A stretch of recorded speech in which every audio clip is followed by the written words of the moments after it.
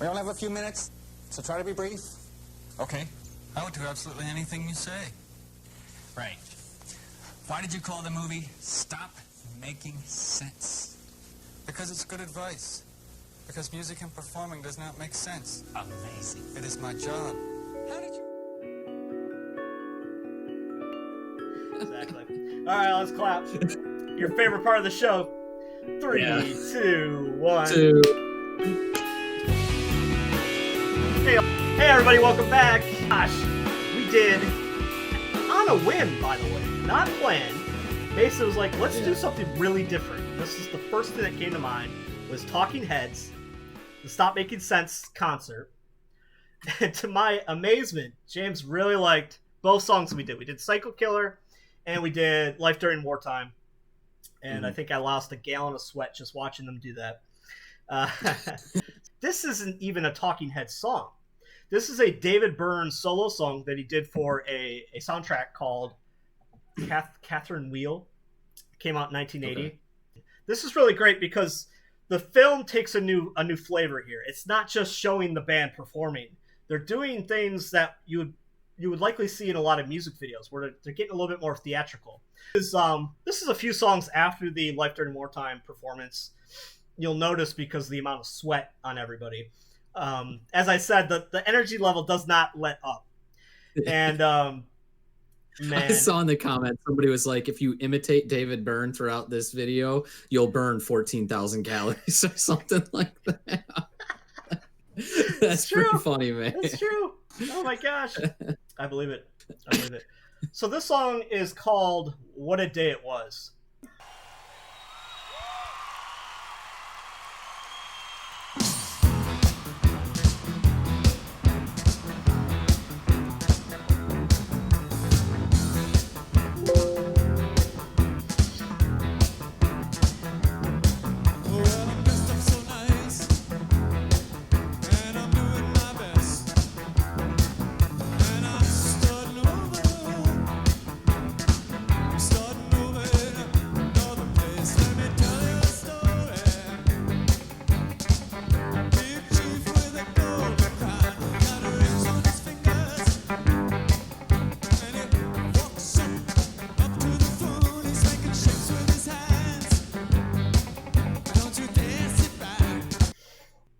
Before we get to the chorus, the guitars on this, I love the guitars on this. That twitchy riff, man, it gets me going. It gets me going. I like so many Talking Head songs. The guitar's not the focus at all, and so anytime that that I do notice it really well, I get happy. And this is one of them. It's just like, man, the guitar playing on this is so twitchy, different. But man, I really dig it. Like I really liked it too. I don't know how else to describe it. I thought that, like, twitchy, different. It was just, that was the first thing that popped out to me. Okay, the other thing too is David Byrne is going to try to burn the lies off your soul by staring at you and not blinking. Be careful. Dude looks demonic in this. Here we go.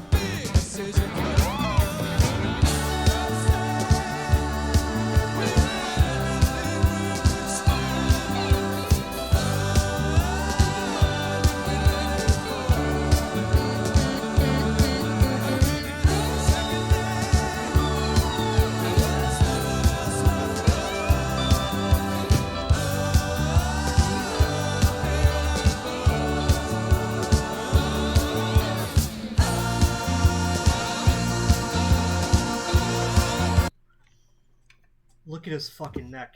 Look at it. It's scary, man. Scary. Check it in, man. I did see him blink a couple of times though. So I know, but man, the wide eye, like I know. Man, that's scary. Yeah, I watched this on my big screen. I was like, dude, I don't know if I can handle this. It was too intense. I don't know though. Like this song like loses me at moments and then pulls me back in, right? Yeah. So like it kind of lost me for a minute, but then there was like that musical interlude, like with no lyrics for a second there, where it was like just like the guitars and all the instruments playing and stuff, and like that brought me back in. Like I think it was kind of the bass in between there. There was just like wow, that sounds really cool. And so like I'm really digging the instruments in the background, but when they get like David Byrne and the backup singers kind of singing together, there's a sound going on there, and it's not their voices. I want to be clear. It's something else going on in the music that if I had a minute and could write it down while it was happening, I could get it. But like it loses me a little bit, but overall I like it. This is what I like about, forget about the talking heads, forget about the song for a minute. Let's just talk about this film as like filming a band and capturing the performance. Like I am so into the lighting right here. The lighting is so great because it's capturing David Byrne's manic, demonic mannerisms really well, but it also captures the band really well. And I don't know how they did it. I mean, there's so many people on this stage, and somehow they've captured it where the lighting, the under lighting is so perfect that the way I kind of see it is like there's nothing else in the world except for each member of this band only exists within the song connected to each other. And then David Byrne staring at us in the performance where it makes us there with them.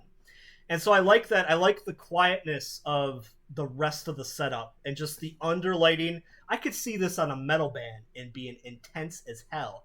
Like it would be so epic to see Metallica with this kind of lighting doing like the thing that should not be or something. You know what I mean? It's like there's just it's really great. I like that aspect of it a lot. I would definitely agree with you. The visuals of it are pretty sweet. Yeah.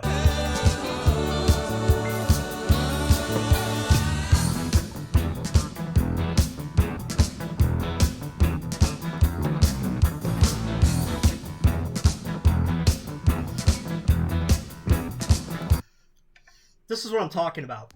You just got an audience view right there. The audience view is very different than what we're getting with the film. And so that's what I mean. Like they're doing something special here that's not just capturing the band in its essence. You know, it's really special in that way. And anyway, I could gush. I just effing love it, man. I love it so much. Anyway. And I figured it out. I know what it is that I don't like right before they stop singing and go to the musical interlude that I do really like, because I was listening for it that time. And it's no one thing specifically, it's everything coming together, but it's like the layered vocals, and then the thing that really just kind of puts it over the top is it's the electric guitar totally changes its tenor.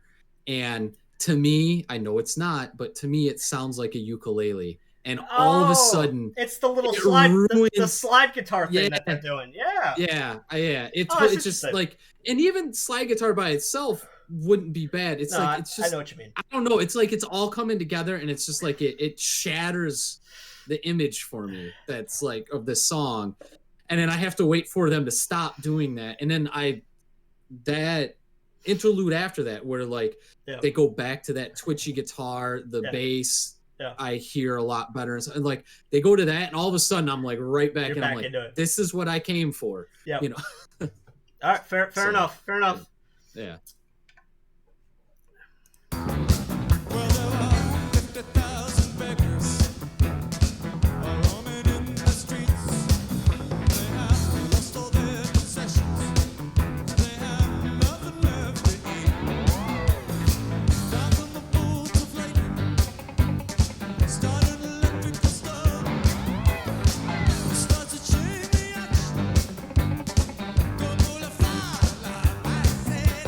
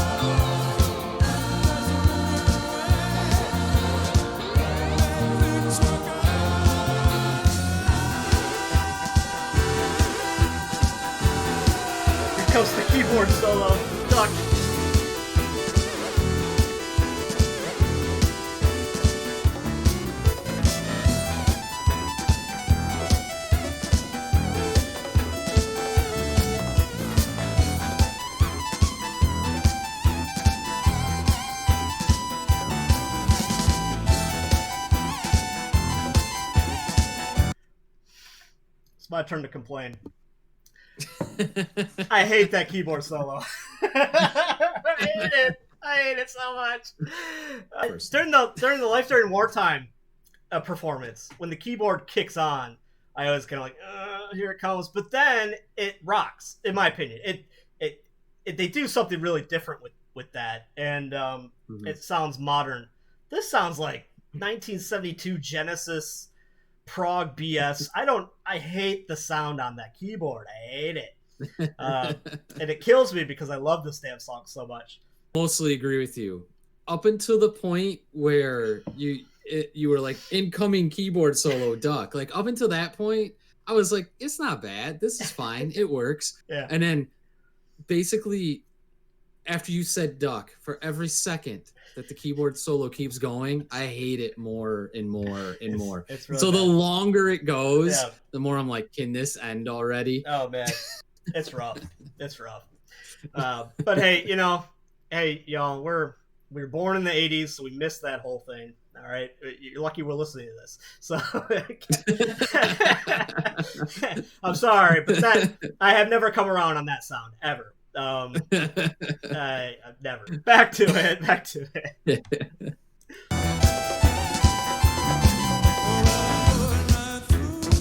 Thank God.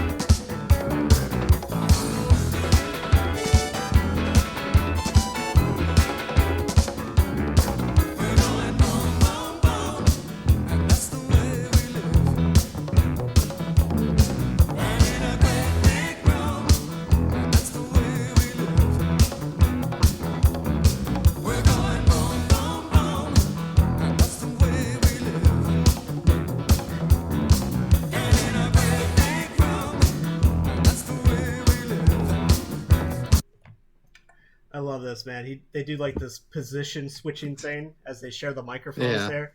That's great. Song's almost over. We'll get there. Yeah.